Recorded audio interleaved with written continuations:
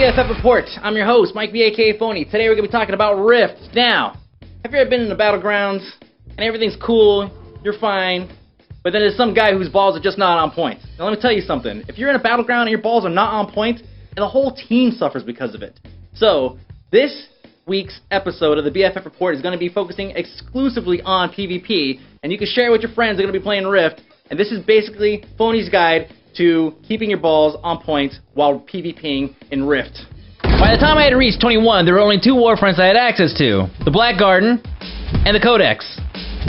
You can queue for Warfronts from pretty much anywhere in the open world, and when you're done, it'll put you right back where you were. Now, besides the positive emotional benefit and the egotistical gain you get from handing some cocky bastard mocking you from a ledge a lightning-encrusted bull rush blitz to the face before carrying away their prized possession and thus carrying your team to victory, Tryon has also seen fit to award you with two forms of currency for spending your time PvPing. One of them, you may have heard of it before, it's called Experience. The other one is called Favor. Experience is given out for just about everything outside of disconnecting. You get XP for kills, XP for point gain, and XP of course for winning or losing. Between 17 and 20, I was getting around 8 to 12% of a level per victory, which isn't bad. The downside is I wasn't getting any gear out of it. That's not to say that I couldn't get any gear out of it, because looting players does in fact occasionally yield fat loots. I just didn't happen to win any rolls, ended up with bags full of hand-me-down swords and crappy health pots. Favor can be used to buy various pieces of gear, as well as PvP souls.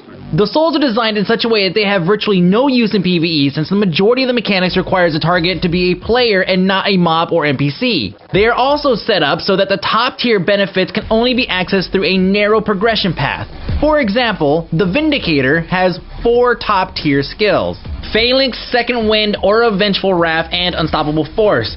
Phalanx gives your entire party a 50% damage reduction buff on a 2-minute CD. Unstoppable Force makes you immune to slows, snares, and roots for 10 seconds, etc. See, they all serve completely different needs, but you can only get one, and if you try to go for a hybrid setup, you won't get any. As of right now, it's pretty much up in the air if the top tier abilities would have favorable functionality in PvE over other souls, but a 50% damage reduction to your entire party does sound like it'd be pretty OP in any instance situation. Now, before you guys start thinking that by the time you hit your mid-20s you're going to have this thing completely maxed out, it's actually set up so that you cannot progress past the first tier unless you increase your PvP rank, and as far as I can tell, you can't do that until you hit 50. So let's get down to some of the less important details of each map, such as, how to play and not piss off everyone around you. Primary goal in the Black Gardens is to be the team that holds onto the Fang the longest. The person that is holding onto the Fang is constantly taking damage, and that damage will ramp up. So if you're a healing class, do us a huge favor and heal the Fang carrier until he dies. Now, since there's no way to actually hand this thing off, because once you have it, you can't actually let it go, the best way to coordinate a handoff is simply to stop healing him at the right time. Now, it is essentially a center-focused map, where the closer you are to the center, the more points you get.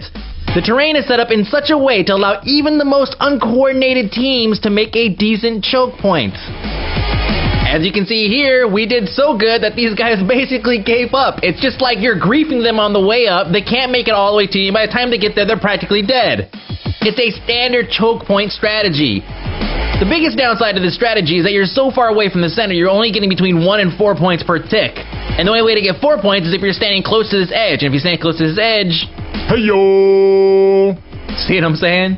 So that's pretty much the easiest way to get a slow win in Black Gardens. I'm not saying you shouldn't risk sitting in the center, because, the only problem with that is all the LOSing you're doing with all these objects, so your healers hate you, and oh, that's right, not to mention that you are also in the center of the map, so there's constantly an onslaught of people trying to kill you.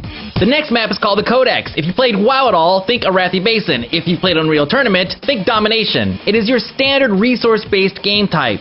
Of the 4 nodes, 2 are placed just outside of each faction's graveyards, and the other 2 on the opposite sides of the map from each other. Here's your all-around basic strategy. When you cap something, for the love of God, leave somebody there to watch it. It could be just one guy, that's all it takes. Also, don't let people cap your node right in front of you. That shit is just embarrassing and should never happen. So let's talk about the terrain surrounding each node for a second. On the Codex side, the node is elevated and has 2 ledges that tower over it on both sides. Of course, you can simply run around the back and go in for the cap, but having a few ranged DPS and healers utilizing the high ground would be optimal. Also, if you have a blink, teleport, or targeted leap type ability, don't be afraid to experiment a bit on this map. You'd be surprised what you can pull off.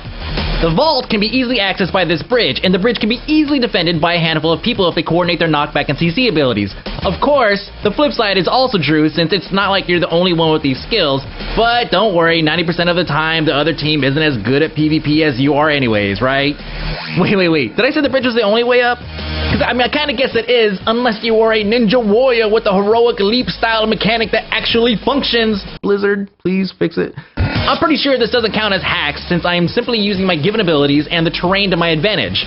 But it's not like it's hard for the other team to simply, you know, look behind them, pay attention to their flag every once in a while. Come on. All in all, the Codex is a good and seemingly balanced Warfront. Alright guys, so I'm kind of curious what you guys' feedback is. What do you think about Rift? And I know that for the most part the BFF report gets pasted around on World of Warcraft related sites, and so there's a lot of World of Warcraft players watching this right now. What do you guys think about Rift? Let me know in the comments below, or aka Mike B. Don't think that if you don't play World of Warcraft you can't comment on it, and don't say, oh, it's the WoW clone, because it's not.